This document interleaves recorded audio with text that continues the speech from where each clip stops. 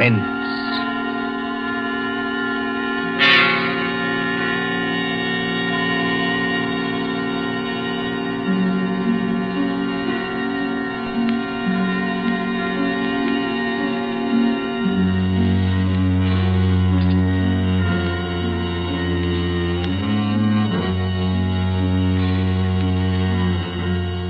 The thrill of the nighttime, the hushed voice and the prowling step, the stir of nerves at the ticking of the clock, the rescue that might be too late, the crime that is almost committed, mystery and intrigue and dangerous adventures.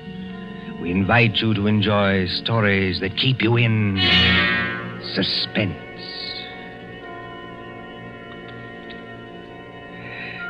Can a man stake his life against $25,000?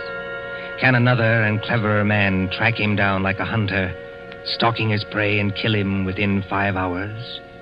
Can you make a bet with death and win? For Suspense, tonight we present Will You Make a Bet with Death by John Dixon Carr.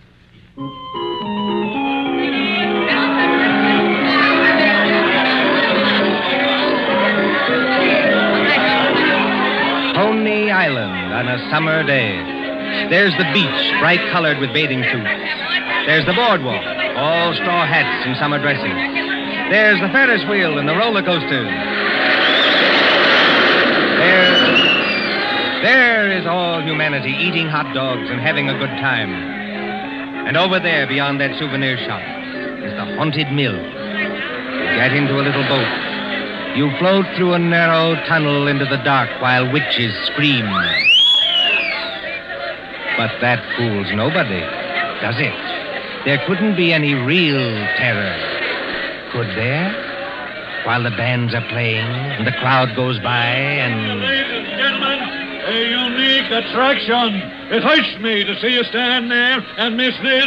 Only 10 cents, 1 dime, the 10th part of $1 to go through the old haunted mill and get the thrill of your lives. An overstatement, if you ask me. 1 ticket, please. Did you say 1 ticket, lady? That's right, 1 ticket. What's the thrill? Beg pardon, lady? I said, what's the thrill? Lady, the gals who come here with their boyfriends don't have to ask that. 10 cents, please, this way and mind the gate. Thank you. Step right up, ladies and gentlemen. Get your ticket for the old haunted mill, where ghosts will walk and corpses... Give me some tickets.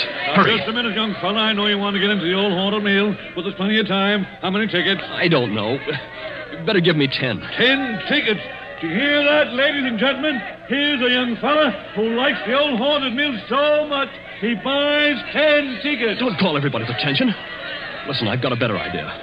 Whatever boat comes after mine, Yeah? I'll give you an extra $1 to send that boat through empty. Now, what's the matter, son? The cops ain't after you, are they? No. It's nothing like that. Will you do it? Well, money talks, young fellow. Okay, go ahead.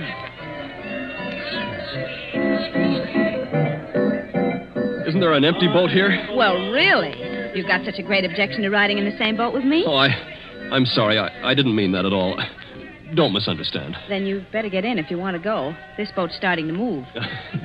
Yeah, I better sit down. You certainly had. Look here, I want to apologize. That's quite unnecessary. This place is rather childish anyway, isn't it? Yes, isn't it? But I've seen everything else, so I may as well see this. Here we go in the dark. What was that? One of the ghosts, I imagine, from a machine. It sounded like him laughing. There isn't anybody in the boat behind us, is there? Oh, I can't see. It's pitch dark. Listen, Miss... My name is Andrews, Betty Andrews, if it's customary to exchange names in a place like this. Mine's Pendrell. Bob Pendrell. Did you say Pendrell? Yes. Do you know it? Oh, no, not exactly. It's an unusual name, that's all. I don't want you to think I'm out of my mind, though I very nearly am. But I've got 5 hours to go. Just 5 hours. At the end of that time, either I'll have won $25,000 or else... Or else? Or else I'll be dead. You know, I wish I'd kept you away from this boat. Well, there's nothing to get alarmed about. For you. I can't tell you much, but I had to tell somebody that or I'd have started yelling. There's just one other thing. Is there? In these places, they've usually got little dim-lighted rooms along the way. Yes, Exhibits. boats and things. Yes. Well, when we come to one, I'm going to get out of this boat and hide there. Just don't get alarmed, and don't tell anybody when you go out. But why should you do that? I think I see a light ahead. Well, there is a light, but... Dim, too. That's all to the good. It's... Yes? We're coming around the corner. Look, I'm going to have company when I get off. A waxed dead man on a pile of straw. Oh, I hope I can stand these noises. Goodbye, Betty Andrews. I wish we'd met at a different time. Mind the boat! Here, what are you doing? Getting out, too? Don't be an idiot. What's the idea? You need looking after, Mr. Pendrell. And if we must hide, I suppose this is as good a place as any. I won't have it. Quick, quick. There'll be more boats along. Over behind that dead man on the straw. He'll hide us. Hurry. Well... Now, Mr. Pendrell, in the queerest place I ever get into, please tell me what this is all about. I can't tell you. You said it yourself. If you don't tell somebody, you'll go crazy. Maybe you're right. It's against the strict terms of the bet. But this is the last day. And I tell you, I can't hold out any longer. Lower your voice. There's a boat coming. I wonder if you ever heard of my stepfather, John Destry. Yes. I imagine everybody has. He's a millionaire, and I'm not. I'm just a chemist, an analytical chemist. Not very successful. So if I'd had time, if I'd had money, I might have worked out a process that would have... Well, I think it would have helped in the war. But he's got money. Yes, he's got money. Well, my mother died years ago. This Destry's a big, white-haired, fine-looking fella. You'd think butter wouldn't melt in his mouth. He's got an apartment in the East 60s, secretary, I never met her, valet, cook, that kind of thing. Well, he used to invite me there. I wouldn't go. Then he got hold of a book I had to have, a German work on chemicals. So I went. After dinner in that study of his, over the brandy...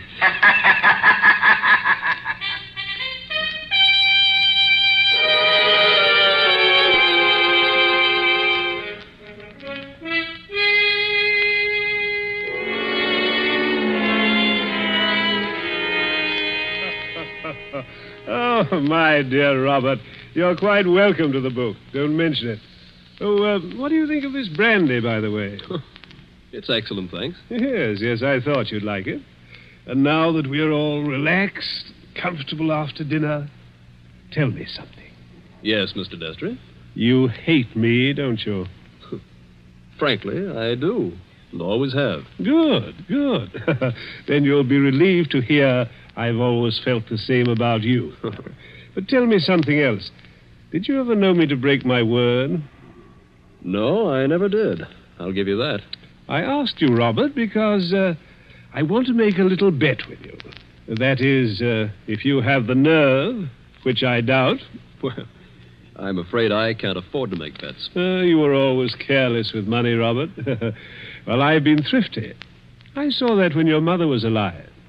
But you can afford to make this bet. Look here, in my desk. Well? $25,000, Robert. $25,000 in 5 $100 bills. And what would I have to bet against that? Your life. What? My life? There's the money in the drawer. Look at it. What wouldn't you give for that money? What wouldn't you give to have it for this precious work of yours that you're so fond of and that you've failed in miserably? So far I've failed, yes. Oh, I've had a fairly good life as lives go. My heart isn't as good as it might be, but the doctors say I'll last a little while yet. But before I go, there's one pleasure, one little exquisite thrill for me to experience. I want to commit a murder. Yes, I said a murder. My bet is that I can kill you within 6 months, and that you can't stop me, and that I'll never be punished for it. What do you say? Yes or no? I believe you mean that. Of course I mean it. And Just how would you propose to kill me? Ah, that would be telling. You know, if I had time to think this thing over... There's no thinking it over. Now. Yes or no? Yes. You must need the money badly, Robert. I do need it. But oddly enough, Mr. Destry, that isn't why I'm doing this. No? No. I want to show you can't play the Lord Almighty and get away with it. Are you challenging me? Yes. You don't think I can do it? I know you can't. We mustn't get excited, Robert. There will be conditions to the bet, you understand? What conditions?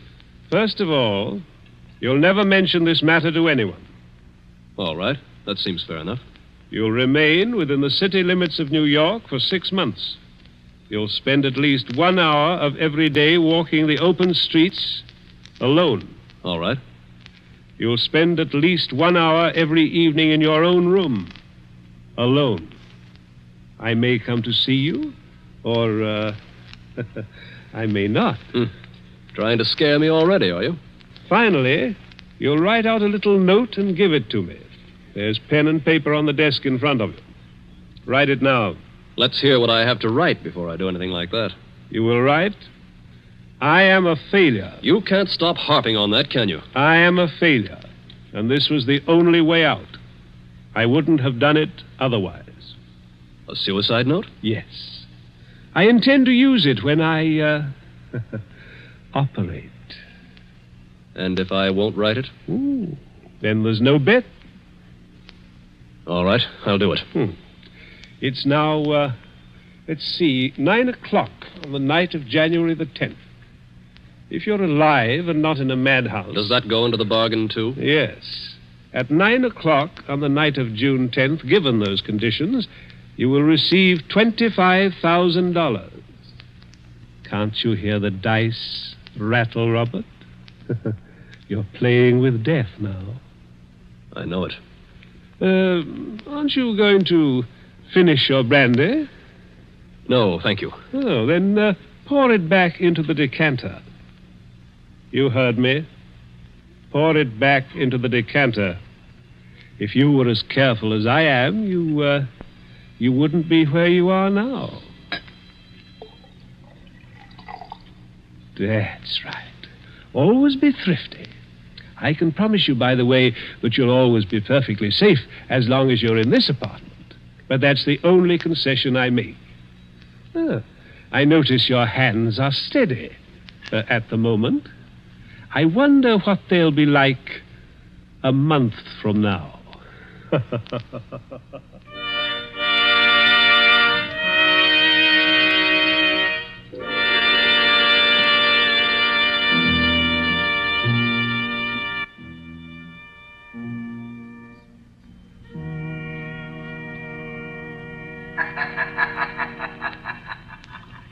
So you were fool enough to make a bet with John Destry. Listen, Betty. I want to tell you what else happened the same night.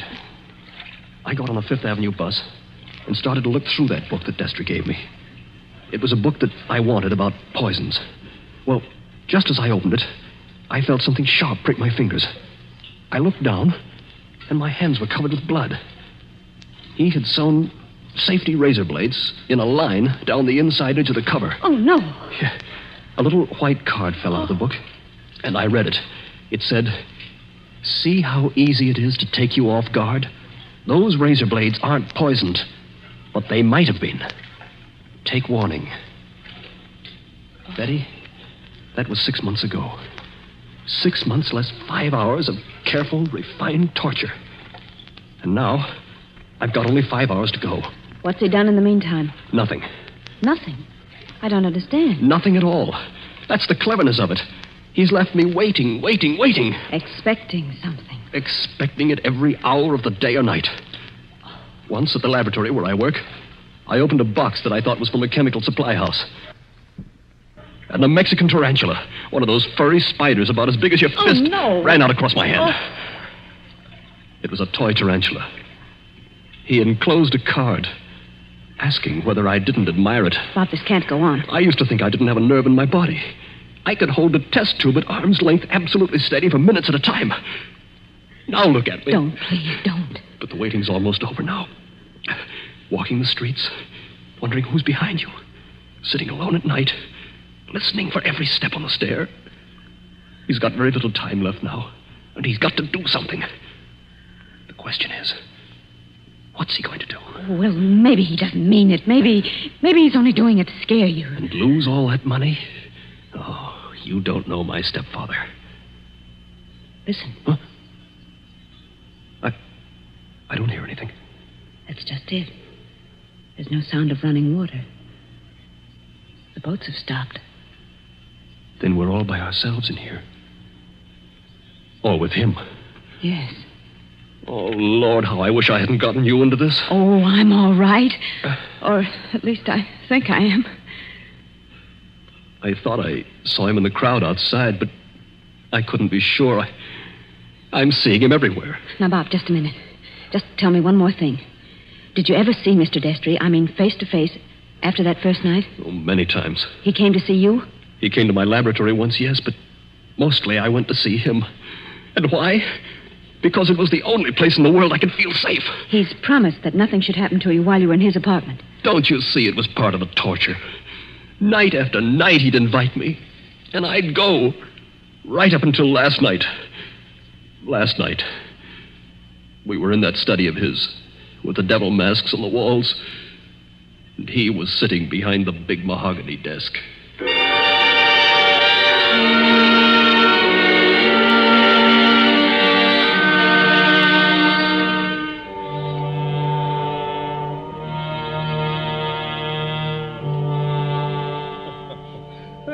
My dear Robert, I'm pleased and even touched to have you here on the last night before you...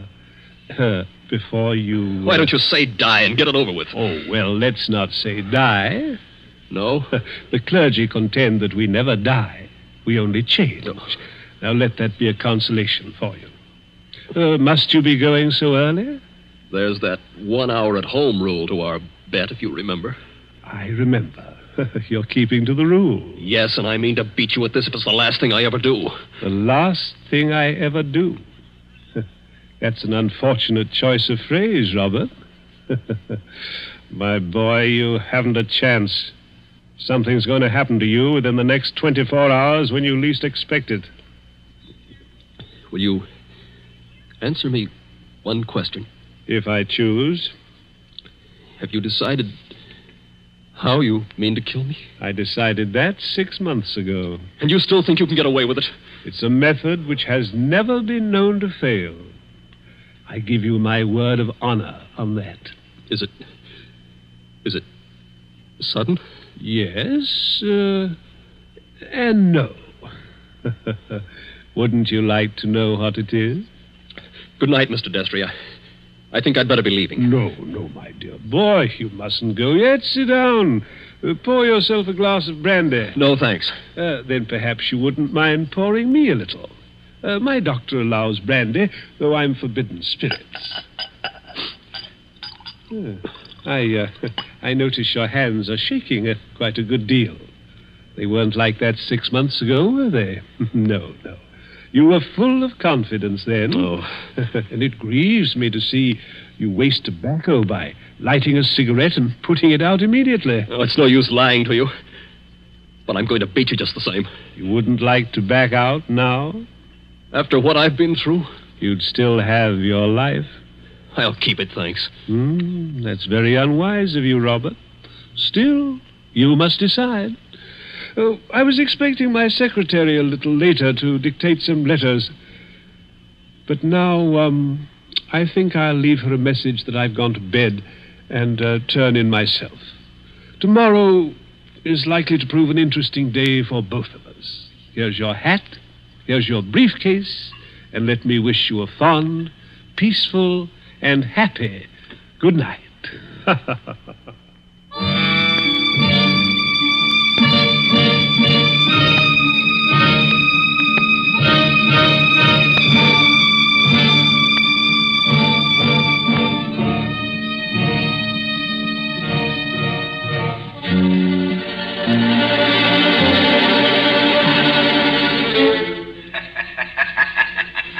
That That was last night, Betty. I said I had 5 hours to go. It's less than 4 hours now. If I can keep away from the old devil until 9 o'clock. I wish those boats would start running again. Why? Because it's almost as spooky in here as a real old mill. I know. Even that wax dummy on the straw. Any minute now. You're expecting to see him move? So am I. Now, don't stand up. It doesn't matter. If the boats aren't running, we can hear anybody who comes along. I hope so. Do you think Destry's got in? Bobby can't have got in. He can't even be here. Why not? Because Mr. Destry told me... Mr. Destry told you. I'm his secretary. You know, Betty Andrews, I'm sorry it was you who did this. Did what? You can't guess, can you? Oh, Bob, I didn't come here to trap you or spy on you. If that's what you're thinking, I swear I didn't. No. You only got me to tell you the whole story and lose my bet. I haven't heard a single word you said. Bob, please believe that. He didn't send you here, of course. No. And of course you never saw me at his apartment last night. No, I swear I didn't. I got there late. He'd gone to bed. I didn't even take off my hat or gloves before I left again. Don't you understand, Bob? I hate him, too. I want to see you beat him. You've got to beat him. You mean that? Look at me and see if I mean it. Betty, I almost believe you. You must believe me. And Anything else? we better hide behind that dead man. Hurry. Those boats have started up again. I wish I could tell you, Betty, what that means to me. Come on, hurry. Wait a minute, you two. What? Stay just where you are. Where's that voice coming from? Along the tunnel, I think. But it's not Destry's voice. No, it's a man standing up at a boat. He's coming around the corner. I can see him now. Hurry. The old haunted mill, eh? My golly, if this ain't some place to make a pinch, I never heard of one. What do you mean? Make a pinch? Just what I said. Your name, Robert Pendrell? Yes. Who are you and what do you want? Police headquarters. You're to come along with me. I want to see you over in New York. About what? I wouldn't know, lady, but it might be about the murder of John Destry. Oh, no. Did you say the murder of John Destry? That's right. Somebody poisoned him last night with mercury cyanide. I wouldn't have got you at all, maybe, if the barker outside there hadn't thought the cops were after you to start with. Betty, Yes, Bob? he's beaten me. He hasn't beaten you. Oh, yes, he has. And I know now the weapon Destry was going to use in killing me. What weapon? It never fails. The electric chair. You mustn't talk like that. Don't you see? He never once intended to kill me in the way I thought. Are you coming quietly, Mr. Pendrell? Just a minute. He's poisoned himself. But he's left evidence to show I did it. He's killing me the worst way possible. He's won the bet. The money doesn't matter now. If I'm in the death house for murder, what use have I got for all the money in the world?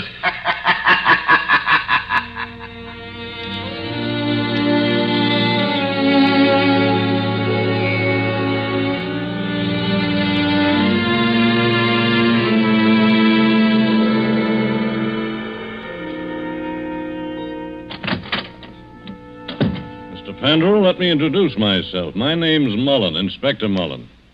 It's a pleasure to meet you, Inspector. It's a pleasure to be safe again. I've had you brought here to my office for a little quiet talk. You're in a jam, son, and I want you to realize how bad it is. You think I don't realize it? John Destry was poisoned with mercury cyanide administered in a glass of brandy. And only my fingerprints were on the glass besides his own. I can guess. Mr. Destry's body was found this morning lying behind the desk in the study. There was an empty glass with traces of brandy and cyanide. Now, we haven't had the full autopsy report, but the smell of that stuff is pretty distinctive. They tell me you're a chemist, Mr. Pendrell. That's right. The boys find that 8 grains of mercury cyanide are missing from your laboratory. Where he visited me a month ago. And in your briefcase, which you took away from his apartment last night... He handed it to me. I remember. We found over $1,000 in cash. Now, take a look at this note. Huh? Did you ever see it before? Well,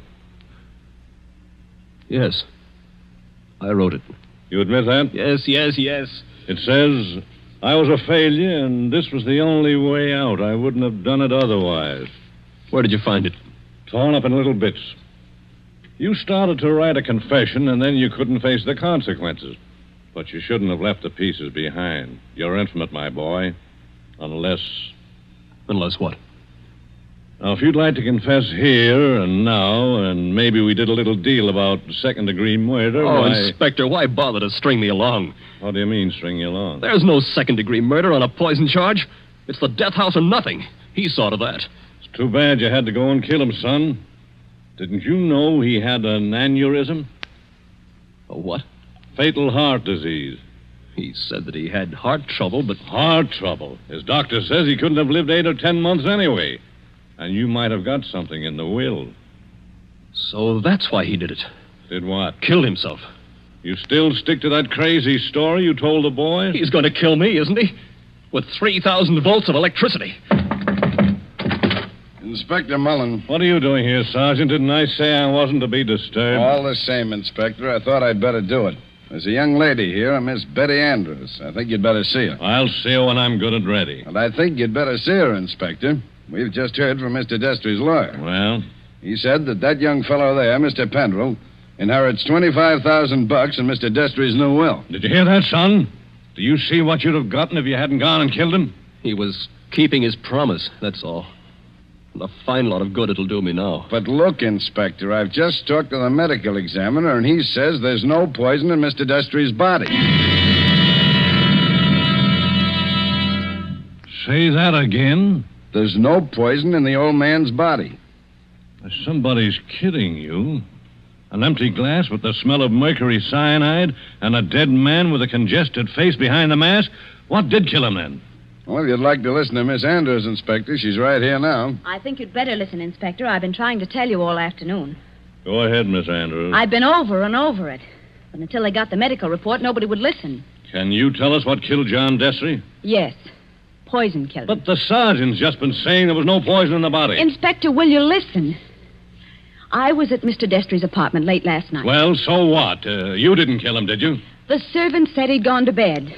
So I looked into the study to see if there were any instructions. Was Mr. Destry dead then? I don't know.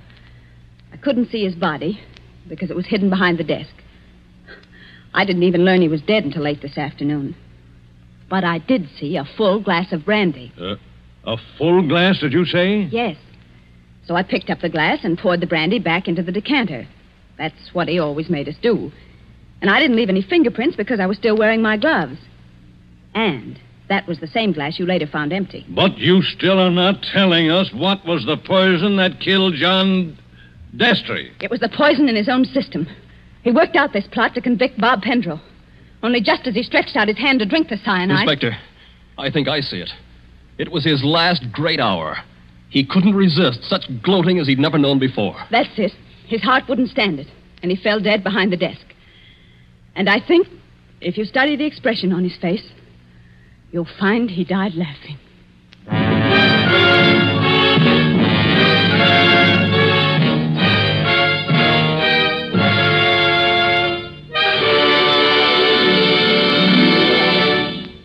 And so ends Will You Make a Bet with Death? Tonight's story of Suspense. The part of Bob Pendrell was played by Michael Fitzmaurice. Betty was played by Leslie Woods. John Destry was played by Nicholas Joy. And in supporting roles were Ted DeCorsia and Charles Slattery. Again next Tuesday at 9:30 p.m. Eastern Wartime. A story dedicated to the thrill of the nighttime, the hushed voice and the prowling step. Another adventure in Suspense. William Spear, the producer, Mark Slobe, the director in the absence of John Dietz, and John Dixon Carr, the author, are collaborators on Suspense.